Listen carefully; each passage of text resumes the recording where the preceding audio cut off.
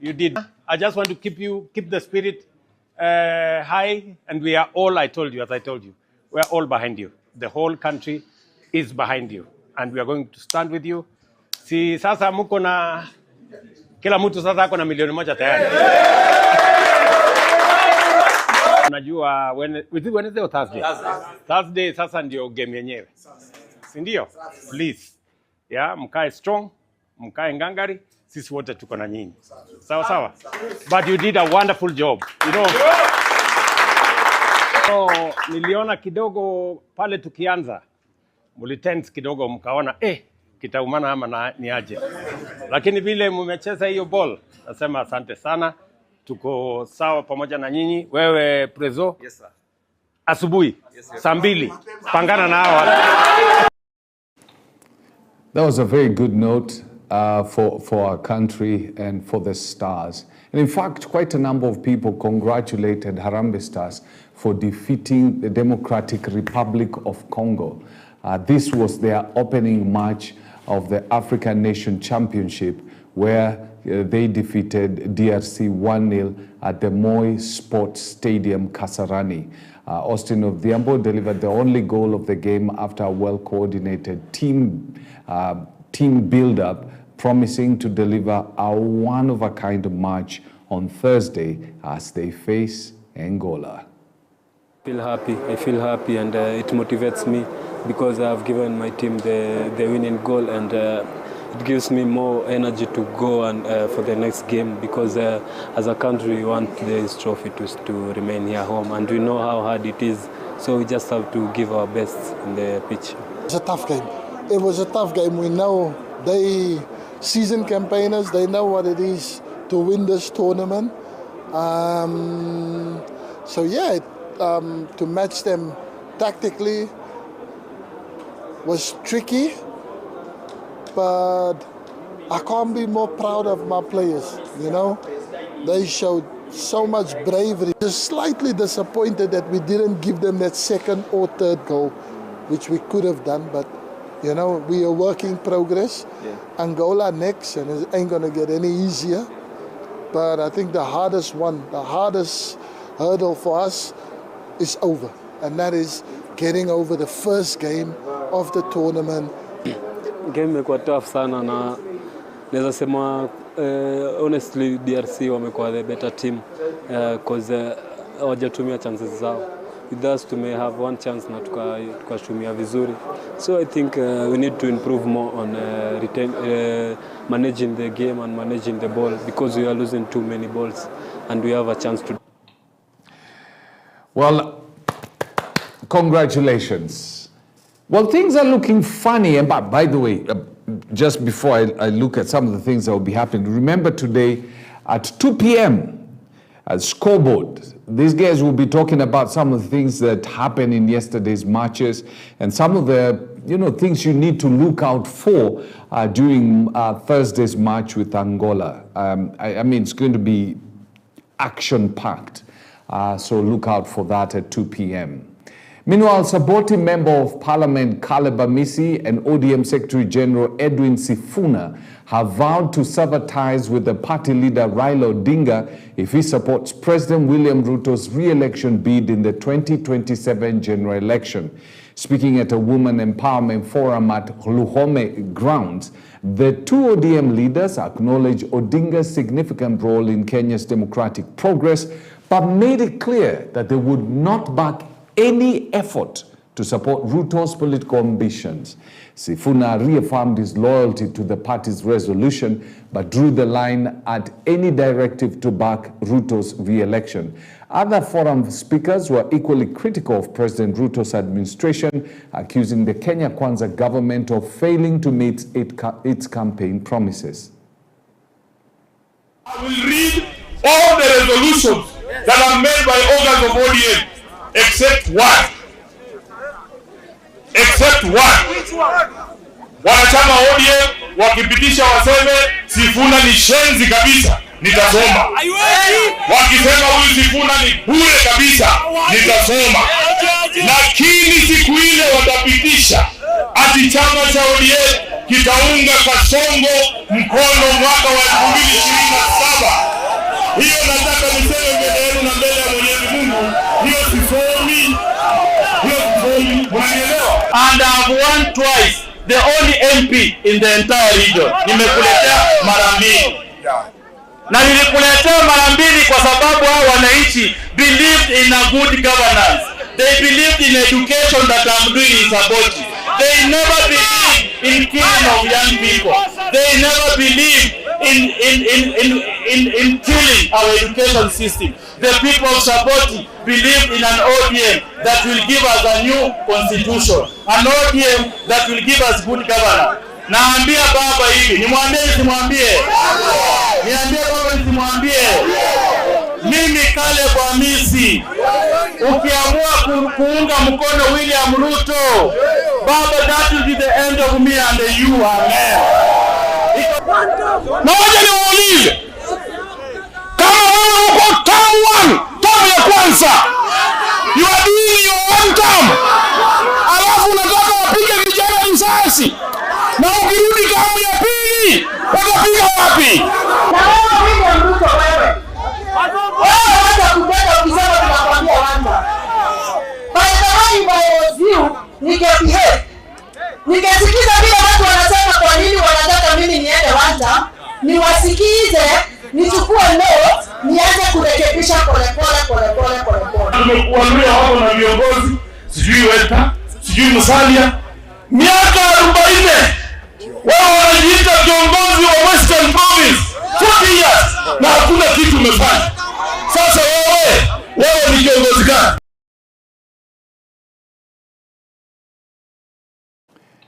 There's definitely trouble around the corner for ODM. When you have somebody like Edwin Sifuna, I mean, he's been speaking, he's been very vocal, by the way, saying, you know, he will not support President William Ruto no matter what. So these words coming from him are rather not surprising. And we'll see how this plays out, because former Prime Minister Raila Odinga has already said that, you know, he's going to stick with Ruto until 2027. After 2027, we don't know what happens.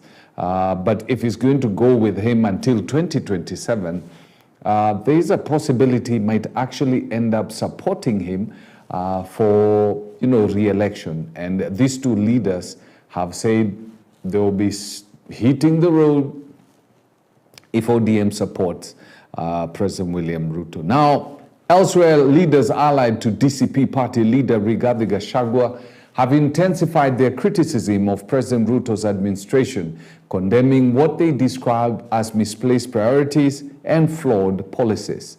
Speaking during a church service in Maragua constituency, Murang'a County, the leaders accused the president of steering the country in the wrong direction, citing a reduction in education capitation and the ongoing economic downturn as key indicators of poor governance.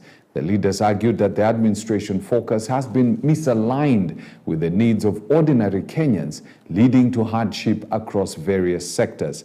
They also dismissed the recent visit of former President Uhuru Kenyatta to State House, asserting that it would not reverse the declining popularity of President William Ruto in central Kenya, stating that such visits have little impact on the political landscape in the region. Huyo Mungu ambaye unasema ambaye alikufanya rais.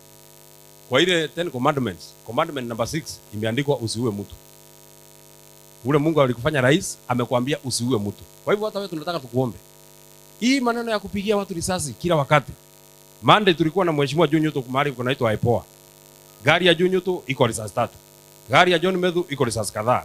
Gari ya Jamre Kamau iko risasi kadhaa. Kwani hata kama ni kuharibu mkutano, mtu anaharibu mkutano na risasi? Si unapiga tia gas basi kama unaona mkutano ni mbaya. Lakini maneno ya kupigia watu risasi, you have no right.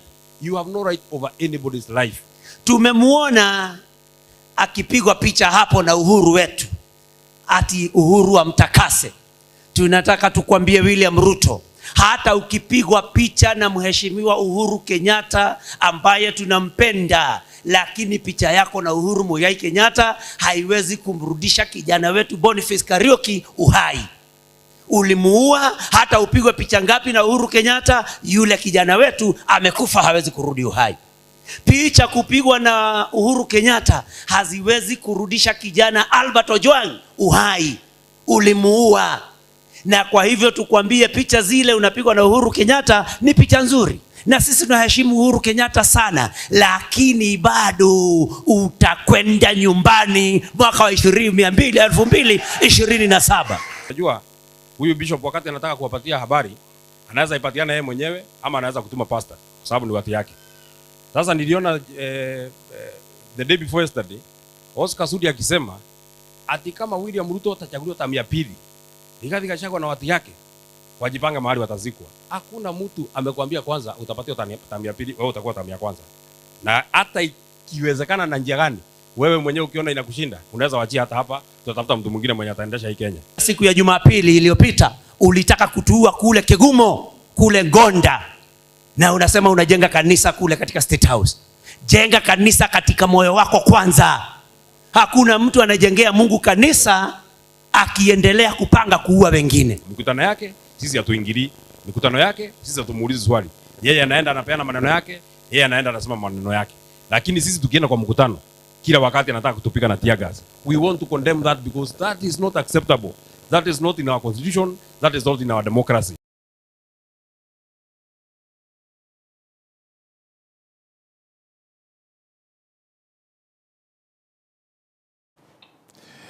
Well, as his lieutenants were busy, criticizing the government, the DCP leader, Rigathi Gachagua, termed the diaspora constituency a great discussion that has been ignored from time to time, yet their contribution to Kenya's economy is an index great in terms of forex earning. Last night at Richardson in Dallas, Gachagua had a candid discussion with Kenyans living in Texas. He thanked them for their patriotism and continued to voice on matters concerning the country. Notably, they discussed several issues including electoral justice, politics and governance, constitutionalism, youth and Gen Z participation in governance, and more importantly, the state of the country's economy. Can you advise these diaspora people on how to spend their money? Because he advises William Ruto, who is a PhD holder, anafikiria he can advise anybody in the world. And he was talking in a very derogatory manner about what you do here, isn't it? So wewe endelea to advise William Ruto, and through your advice, the country is in a hole. Advisors ya William Ruto ni wawili, moja standard 6, moja standard 3. Do you need any other explanation why we are in a hole? And that is why hata wanamwambia hii masomo haina haja, achane naye. Mtu ya standard 3 na standard 6 ndio wanaku-advise. Nakwambia hii masomo ya Kibaki wachana naye. Chukua pesa na magunia, patia Zaprano, akatafute kura.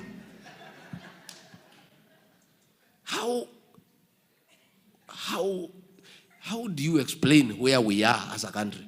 Is that kind of advice? When somebody decides that you advise us, ni mtu ya standard 3 and standard 6. Ati hawa ndio wanakuambia how to run a country. And that is why mimi nilikataa hiyo maneno. Hiyo mtu ya standard 6 alijaribu kuniambia how to run my office. Nikamwambia kwende. Mimi Rigiji, mtu nimesoma. I don't have as many degrees kama William Ruto, yangu ni moja. Lakini mimi mtu yuko na degree moja ya political science. Mtu ya standard 6 to advise me how to run my office.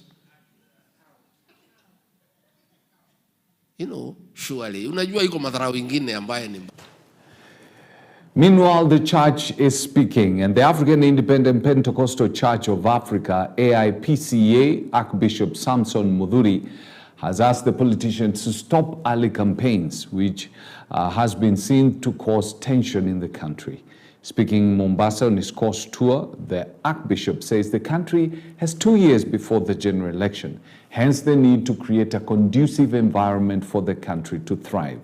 He has called on politicians to preach peace instead ahead of the general election, since the political tension has started to build up. noting that it's not good for the country. Mudhuri has, however, called on the government to take education matters seriously by releasing capitation funds in time so that school programs are not tampered with. Na tumeimisha wanasiasa mara nyingi wasiingishe nchi katika siasa za mapema, kwa sababu ndio inafuruga amani nchini Kenya. Tungoje, tuna miaka ingine 2 kabla tujafika wakati wa uchaguzi wa 2027, na kwa hivyo tungeomba viongozi wetu wadumishe amani na maendeleo nchini, wasingatie maendeleo, waashane na siasa za mapema, ndio tuweze kudumisha amani nchini Kenya. Hiyo njoto la kisiasa ndio inafuruga amani wakati mwingine, na tungewaomba wangoje, wawe watulivu, waendelee na maendeleo mpaka tukalivia wakati wa kisiasa. Mambo ya elimu nchini yetu Kenya ndio tuko na changamoto kidogo, kwa sababu wazazi wengi wanalia kwa ajili ya ukosefu ama kuwa the capitation that is supposed to be given to the institutions of running inakuja ikiwa imeshelewa. Watoto wengi wanakaa na mashinda huko shuleni, mara ingine wakifukuzwa kwa ajili ya karo.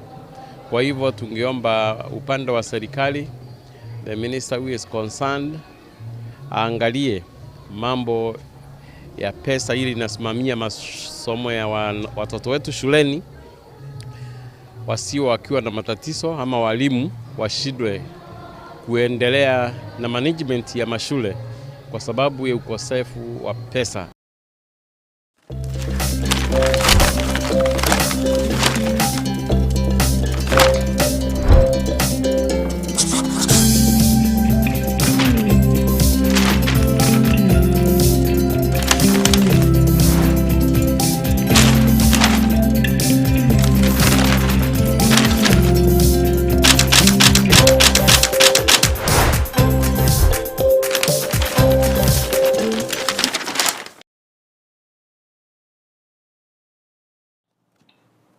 All right, it's time we take a look at the dailies. By the way, before we look at the dailies, there is a gentleman who claims, a Kenyan, who claims to be Elon Musk's son. He says Elon and the mother met in Masai Mara. He claims that they met in the Masai Mara, and that's where, you know, he comes from. But let me tell you something interesting about this guy. The similarities are uncanny. I mean, the guy, take a look at this guy. He truly looks like Elon Musk. And I think probably, if I was Elon Musk, probably I would literally do a DNA test with this Jama. Because, hey, he looks like Elon, kabisa. Elon Moturi. Hey, the guy looks like Elon Musk for sure. So you just never know. You just never know. You remember there's a guy who came out and claimed that, you know, the late President Mwai Kibaki is his father. And you look at the Jama, he's from, I think, Luo Nyanza. But the dude looks like Mwai Kibaki. I mean, the similarities are so uncanny. Same thing with this guy. Same thing with this guy. But anyway, kama ni kijana, you know, ni chilingi natafutwa. Wasewe ko mboka. Ni mboka. All right, let's take a look at the Standard newspaper. Murders gone wild. This is how it looks like.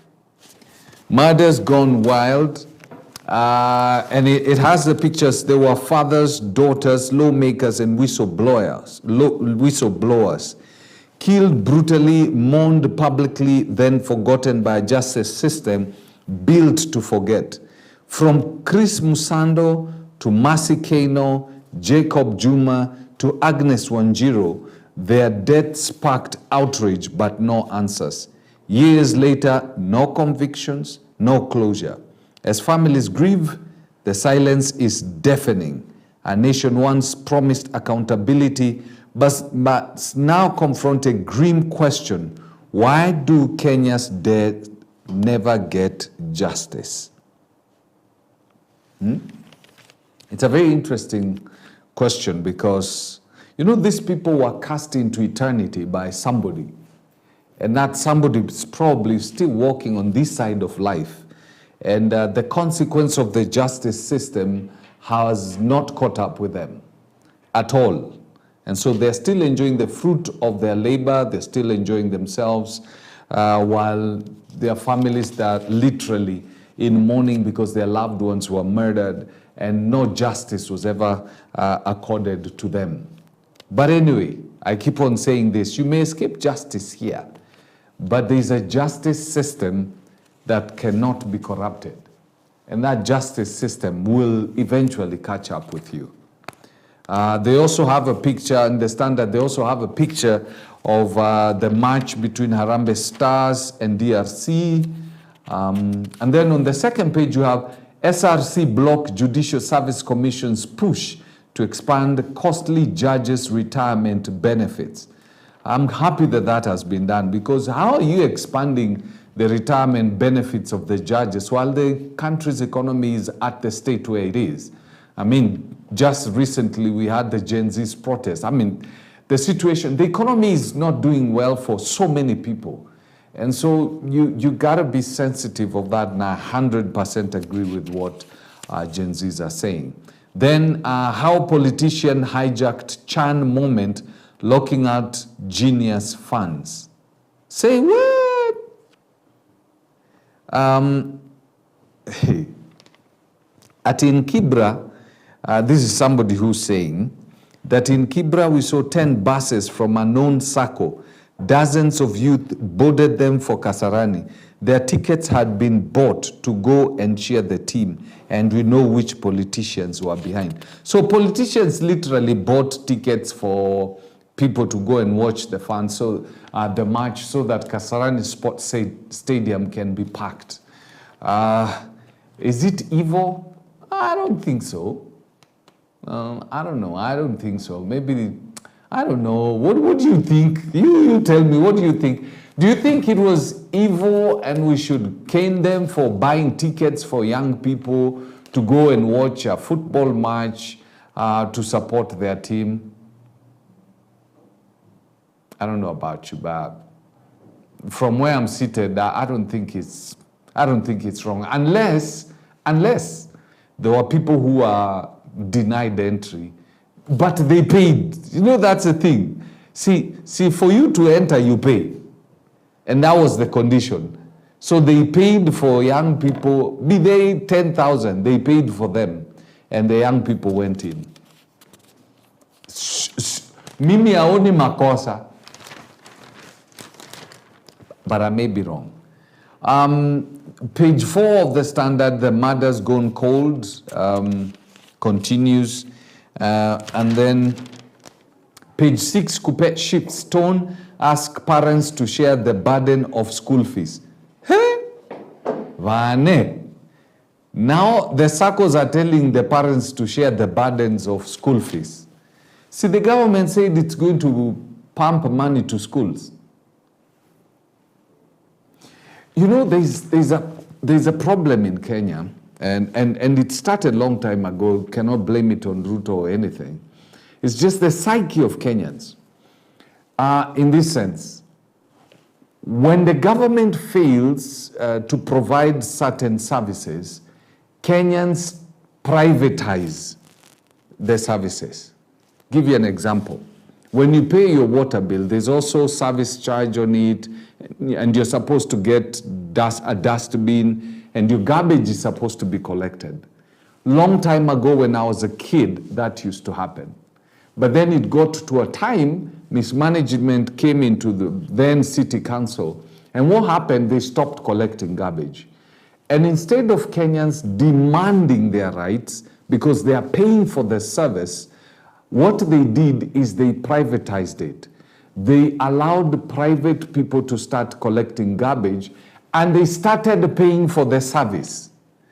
So they are paying for the service twice. They are paying for the service, when they pay their water bills, and, service charge there is supposed to be for garbage collection also. So they're not the county government or the city council was not doing it.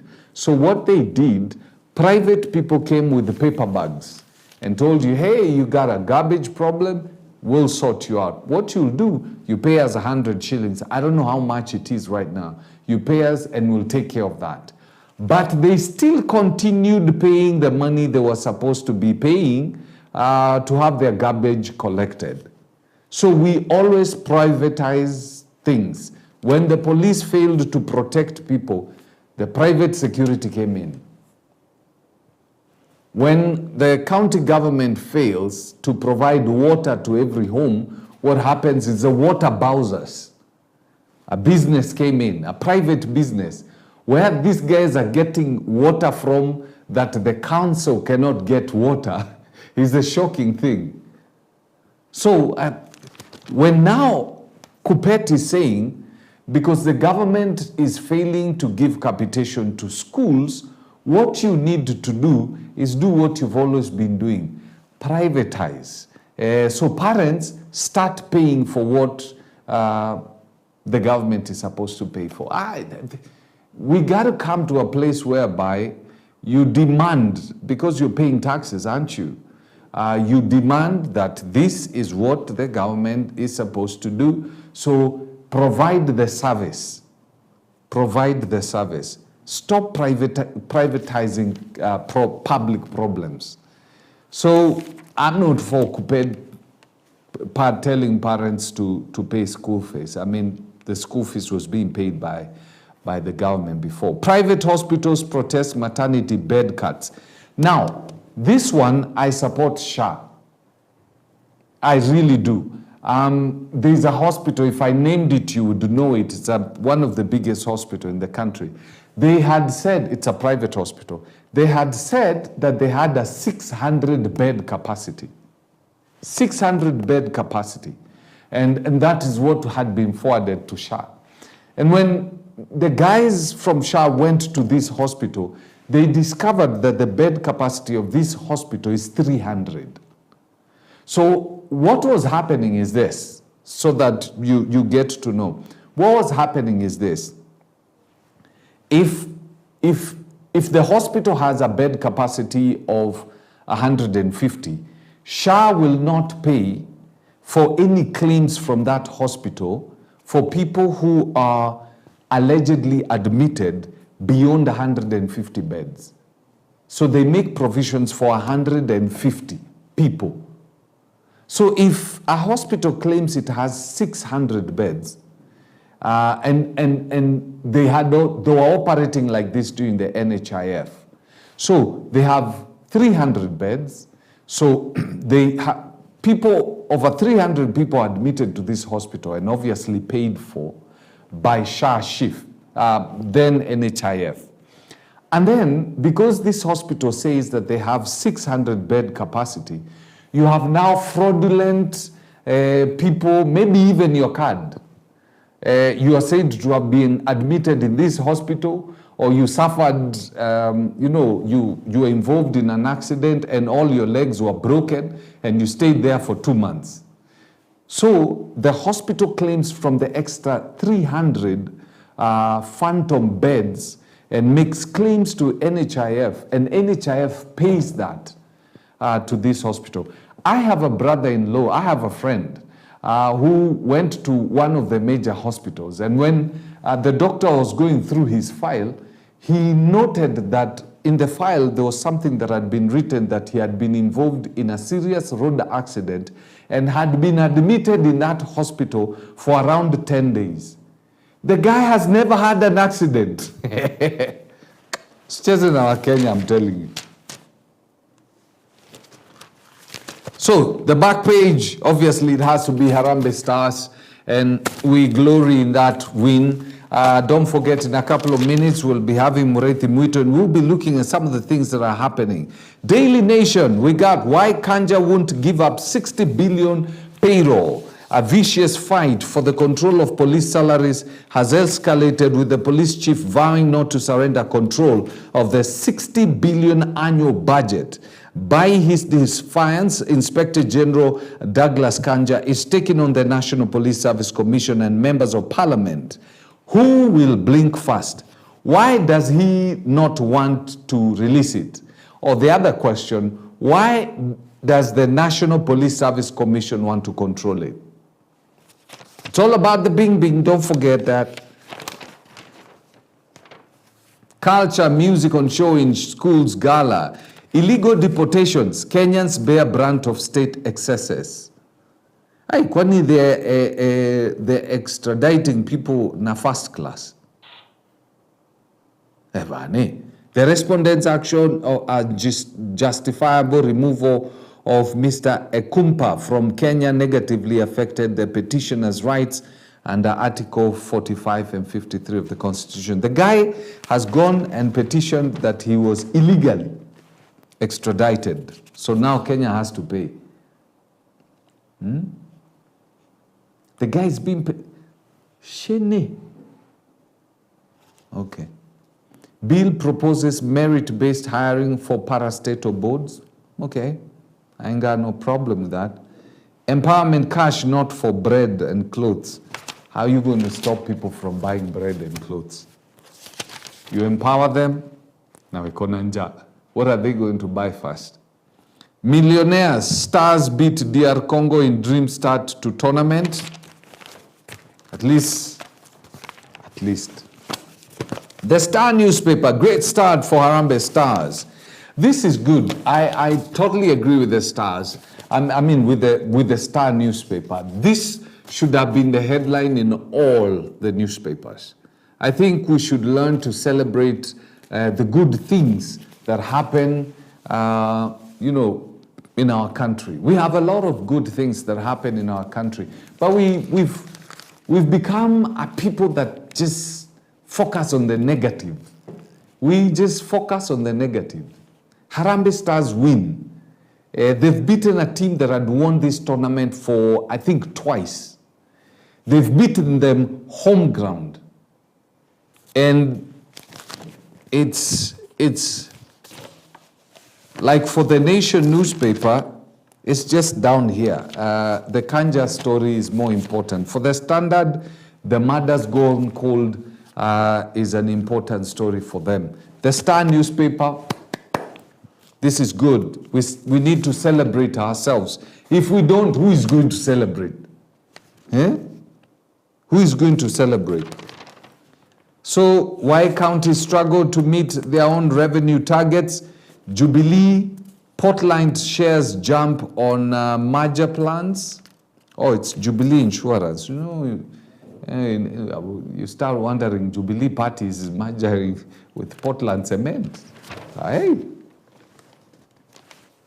There's a puzzle of 36.2 billion in unclaimed assets held in the past 10 years.